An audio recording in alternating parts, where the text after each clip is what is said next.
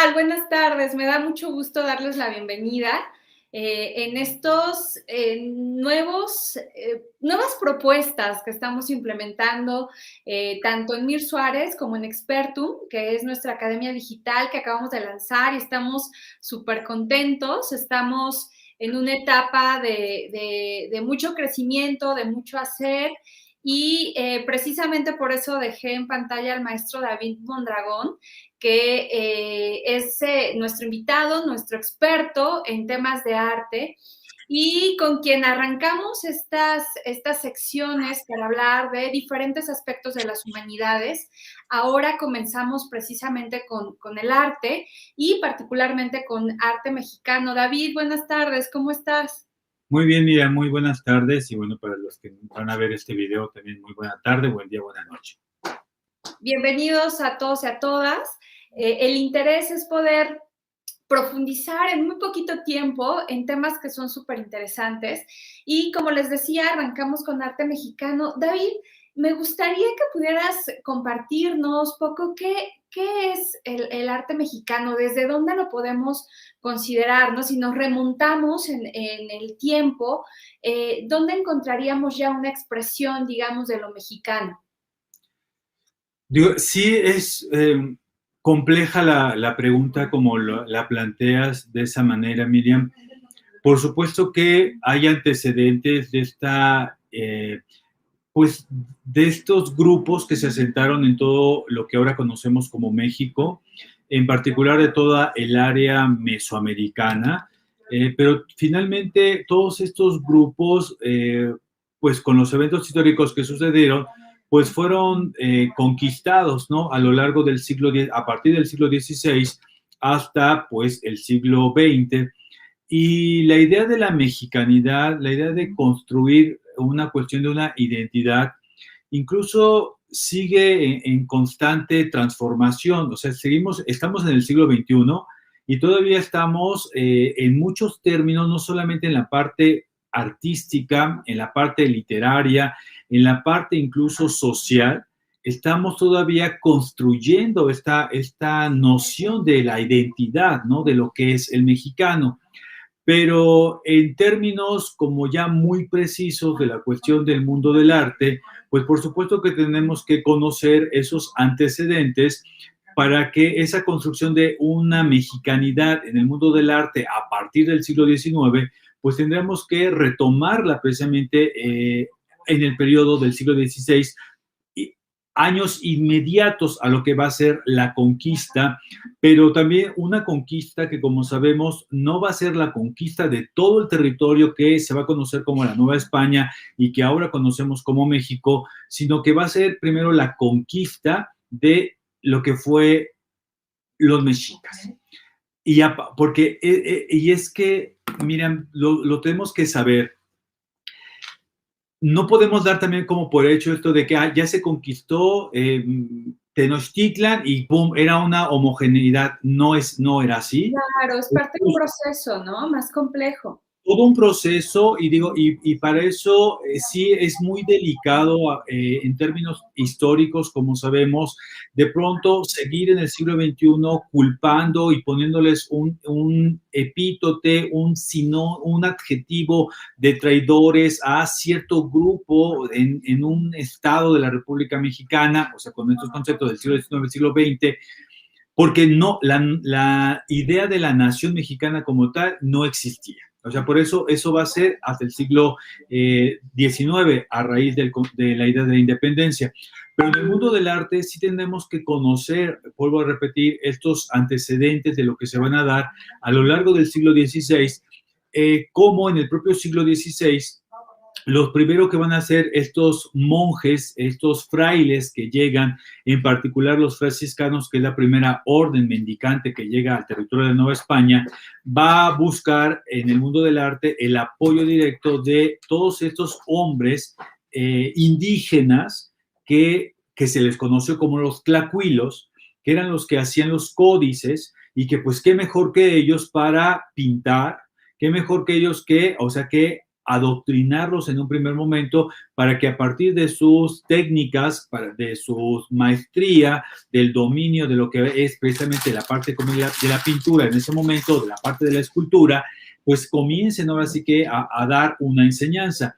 Y a lo largo del siglo XVI, y no muy alejado después del periodo de la conquista de Tenochtitlan y la creación, porque además es simbólico, la caída de Tenochtitlan e inmediatamente el surgimiento de la Ciudad de México, o sea, de la Nueva España, eso hay que también que visualizarlo. Los tlacuilos, les decía que tienen un papel importante a partir de 1521, pero que por allá de 1530, finales de los 30, principios de los 40 del siglo XVI, comienzan poco a poco a desaparecer, porque van a llegar artistas, ahora sí que europeos, con ese nombre, en particular, por ejemplo, Andrés de la Concha, Baltasar de Chave Orio, Simón Peirens, esos artistas que van a llegar en la segunda mitad del siglo XVI y que van a desplazar completamente a estos tlacuilos. Entonces nosotros tendremos que estar revisando la participación de estos tlacuilos, de lo que ellos promovieron en lugares como Puebla, de manera como muy precisa, en la parte también de lo que ahora conocemos como Tlaxcala, y cómo va a venir un desarrollo y una evolución en el siglo XVI. Ahora sí que de estos primeros 3 artistas europeos que mencioné, empiezan a llegar, pero va a haber un caso muy particular en el siglo XVI con Baltasar de Chave Orio, porque Baltasar de Chave Orio, al igual que otros hombres que van a llegar de Europa, va a empezar a crear dinastías de pintores, y uno de ellos, precisamente a lo largo de todo el periodo que va a ser el periodo colonial, la parte del virreinato, va a estar Baltasar de Chave Orio, después va a tener a su hijo Baltasar de Chave Ibía, y luego va a venir el nieto que va a ser Baltasar de Chave Rioja. O sea, es toda una generación de los Chave. Se le conoce como los Echave, a la familia de los Echave. Ahora sí que van a tener una fuerte participación durante el siglo XVI, siglo XVII, e incluso algunos ya herederos a lo largo de lo que va a ser los primeros años del siglo XVIII. Y así como los Echave, pues también estuvieron los Juárez, va a haber también otras familias, o sea, otros hombres que van a llegar de Europa, hacen aquí familia en la Nueva España, y de pronto algunos de sus hijos o sus nietos son los que van a seguir como con ese legado de carácter artístico. También van a llegar otros artistas. Hay uno en particular que a mí me gusta mucho, que se llama Sebastián López de Arteaga. Y Sebastián López de Arteaga es un artista que llega sobre todo para el siglo XVII, y Sebastián López de Arteaga es un hombre que llega de Europa, es un hombre que además vamos a ir viendo que como estos artistas, la primera pregunta, bueno, una pregunta que uno tiene que hacerse es, ¿cómo llegan estos artistas? Porque no era de que soy artista en Europa y me embarco y llego a la Nueva España. Hay mucha relación pública. Tienes que llegar a la corte del virrey que es nombrado, porque recordemos que los virreyes tienen también un periodo, no son eternos, o sea, no son vitalicios, sino que tienen 6 años, ahora sí que destinados al territorio, y entonces ellos van a tener que venir, pues sí, con parte de su corte virreinal, y dentro de esa corte virreinal tienen que traer o vienen con artistas. Entonces, muchos de esos artistas, como el caso de Sebastián López de Arteaga, tienen que ir llegando poco a poco, o sea, tienen que hacer mucha relación pública para que cuando a ese hombre lo conviertan en virrey, diga él directamente, ¿saben qué? Yo me voy contigo, o sea, quiero pintar. Entonces, Sebastián López de Arteaga va a tener un papel muy importante a lo largo del desarrollo de lo que va a ser el periodo del siglo XVII, ya muy instalados en lo que va a ser el barroco, porque también en esta primera, ahora sí que en esta primera parte de lo que es el arte mexicano y lo que nosotros veremos en un primer módulo de toda la parte colonial, pues también vale la pena nosotros preguntarnos qué estilo fue el que llegó, porque daríamos como por sentado que llega el barroco y que se instala el barroco a todo lo que da. Y de pronto vamos a ver nosotros que hay ejemplos de arte gótico, no neogótico, gótico, Wow, qué interesante. Es interesante y es muy importante conocer eso. De pronto yo les ilustraré, les pondré la imagen de la primera portada que tuvo la Catedral Metropolitana, digo, la Catedral Metropolitana que ahora conocemos, o sea, nada que ver con lo que se hizo en el siglo XVI, ni lo que se hizo en el siglo XVII, cuando comienza a restaurarse y hacerse como la conocemos ahora, sigue siendo una iglesia pequeña, una catedral pequeña, y de pronto la portada principal de estilo renacentista, van a decir, ya no, es muy pequeña, vamos a venderla, se vendió la portada, y ahora esa portada, para los que escuchen la grabación y para los que nos vean, ahora se encuentra en la parte trasera de lo que es el Hospital de Jesús de Nazareno, aquí en Ciudad de México. Entonces, claro, es abrir los ojos y cuando veamos esa portada veremos todos los elementos artísticos de la arquitectura renacentista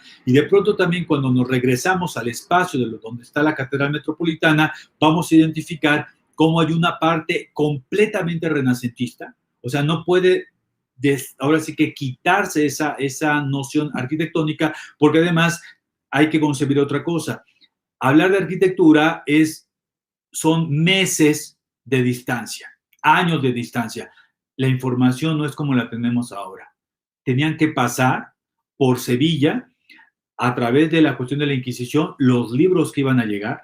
Entonces estaba prohibido N cantidad de libros, entonces sabemos que van a llegar algunos libros de arquitectura, entonces imagínate que llegan los libros de arquitectura y empiezan así como a prestarse, porque ¿cómo construyo?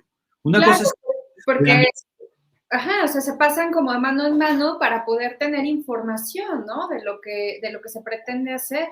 Ajá, y entonces tú como monje, que vienes de un pueblo como Ávila o que vienes de Santander, con unas nociones en tu cabeza que has visto un estilo así toda tu vida, que podríamos decir que es entre románico y estilo gótico, pues cuando llegas acá y te llegan esos libros, pero no eres arquitecto o tienes ciertas nociones de arquitectura, vas a buscar la mano de los indígenas para decirles, constrúyame esto. Pero muchos son dibujos que traes en la cabeza de lo que viviste durante muchos, muchos, muchos años. Y por esa razón, cuando entramos a la Catedral Metropolitana, encontramos pues, en particular en este momento en la capilla de San Isidro Labrador, cuando uno se acerca o entras y lanzas la mirada arriba, o sea, ves el techo, ves las nervaduras góticas. Y dices, ¿qué hace una nervadura gótica aquí?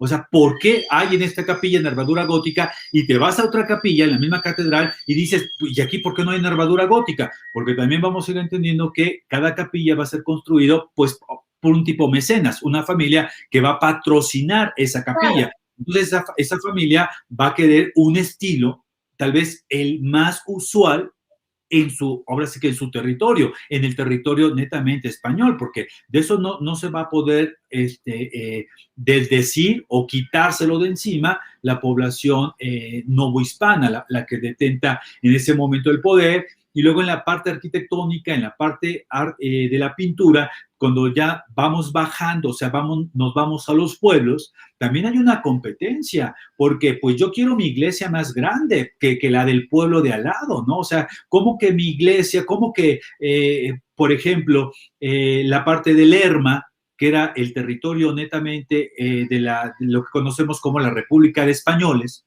pues ellos van a querer tener una iglesia más grande que la que se encuentra en la República de Indios, y la República de Indios pues está en Toluca. Entonces pues, van a empezar a competir, y dentro de las repúblicas de indios, pues por supuesto, si Toluca va a ser la cabecera, pues Toluca debe tener una iglesia más grande que la de el vecino, que va a ser tal vez Sinacantepec, o de lo que va a ser Metepec, y de pronto empiezan a haber también pugnas. Entonces vamos a ir viendo también... Como siempre, ¿no? Como siempre. O sea, cada pueblo va a querer, no importa que tú seas la cabecera, yo quiero que la iglesia sea más grande. Entonces, pues ahí van a entrar, juega un papel muy importante todos estos hombres que van a ser los patronos, o sea, todos estos patronatos, todos estos grupos que todavía los podemos ver nosotros en los pueblos cuando hacen las fiestas patronales. O sea, cómo es así el desborde de la población. No importa que sea una población, pues, pobre, lo que te interesa es que la fiesta patronal sea una fiesta inolvidable cada año y que compita y que sea superior a la del pueblo de al lado. Y eso es algo que se va a ver a lo largo del siglo XVI, las fiestas populares, el divertimiento, o sea, cómo se divierte la población en el siglo XVI, en el siglo XVII, incluso en el siglo XVIII, cómo todavía era muy importante la fiesta del pendón, o sea, que atravesaba en la iglesia que ahora conocemos nosotros, en el convento de San Hipólito, aquí en Ciudad de México, donde muchos de nosotros sabemos que cada 28 de mes hay una fiesta, que es la de San Judas Tadeo. O sea, todas estas fiestas en el exconvento de San Hipólito, que luego el exconvento de San Hipólito pues va a ser un santo que va a ser sustituido porque ya no satisface, y entonces qué mejor que en el siglo XX que sea, en el contexto de la Ciudad de México, que sea San Judas Tadeo, que es un santo que protege a los policías judiciales, a los rateros, etcétera, y por eso cada 28 de mes, y el 28 de octubre es la fiesta más importante porque es el día de San Judas, como vemos a la gente que anda con su fervor, con su santo, ¿no? Caminando, y de pronto dices, ¿pero qué no era la iglesia de San Hipólito? Pues sí, era la iglesia de San Hipólito, pero ¿qué creen? El santo ya no satisfacía. Qué interesante, David, está de lo más interesante porque con o sea, a través de estos minutos, de este breve recorrido, nos has permitido valorar, yo diría así, como muy básico, 3 elementos, ¿no? El primero, el origen, digamos, la constitución de lo que representaron los primeros artistas, ¿no? Que eran, no lo sé si mi término esté bien, sino más bien una especie como de mano de obra que sabía hacer arte, digamos, en ese momento, y que terminaron siendo desplazados por toda esta migración de artistas, ¿no? Que además también se tenían que fincar en la tierra, vecindar y crearse un nombre. Luego, en un segundo plano, esta condición hereditaria, ¿no? Generacional, de familias que imperan en nuestro país y que lo que generan, pues es un legado importante, ¿no? Y en tercero, lo que más me ha interesado de esta plática es que nos llevas por lugares que nosotros podríamos ver tan comunes, donde converge la manifestación artística, ¿no? En términos arquitectónicos, pictóricos, escultóricos, ¿no? Y que además están cargados de idiosincrasia, ¿no? De un proceso cultural vigente hasta hoy. O sea, este dato que nos acabas de decir de San Hipólito a San Judas Tadeo me parece de lo más rico, ¿no?